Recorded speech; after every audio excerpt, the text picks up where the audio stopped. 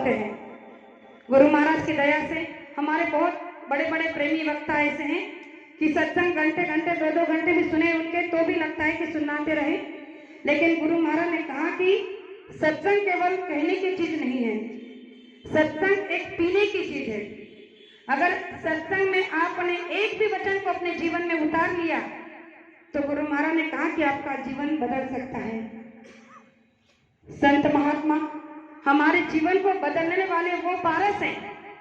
जैसे कि गुरु महाराज ने कहा है कि चमकीला लोहा अगर चुंबक के पास रख दो तो वो अपने आप खींच जाता है, क्योंकि अगर लोहा चमकीला है, उसमें कोई जंग नहीं है, कोई कजली नहीं है, तो चुंबक उसे खींच लेता है, आकर्षण कर लेता है।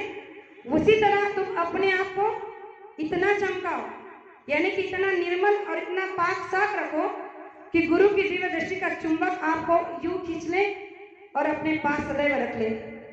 आज देखा जा रहा है गुरु महाराज की संगत संसार में सभी संप्रदाय में बड़ी है।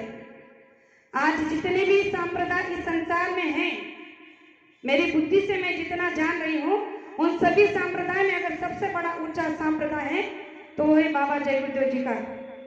तो गुरु महाराज ने अगर इतनी अथाह परिश्रम किया है तो कोई तो राज होगा, कोई तो बात होगी।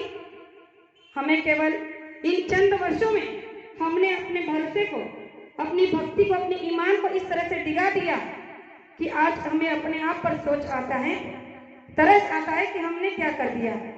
जैसे जैसे हमारे अभी विधायक जी ने बताया कि रात को मैं सोता हूँ तो कितना पश्चाताप होता है, ग्लानि होती है कि मैंने जीवन के 45 साल इस बात में सोचा ही नहीं, इस बात के बारे में कि जो गुरु महाराज ने कहा कि मुझे केवल 5 लोगों की जरूरत थी और मुझे एक भी नहीं मिला, तो क्या मैं उस 5 में से एक नहीं बन सकता था।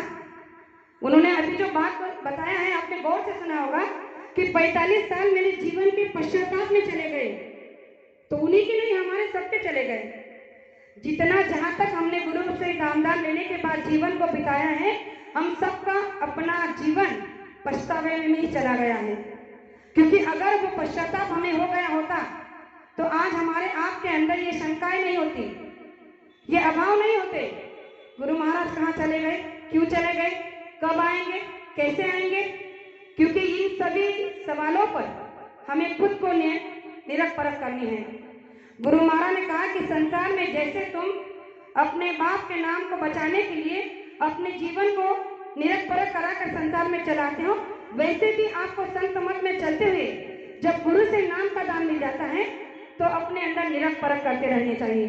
ये निरख परख करते रहनी चाहिए कि हम कहीं बहक तो नहीं रहे, हम कहीं गलत रास्ते पर तो नहीं जा रहे। क्योंकि आज का समय हम सभी प्रेमियों के लिए बड़ा ही कठिन और नाजुक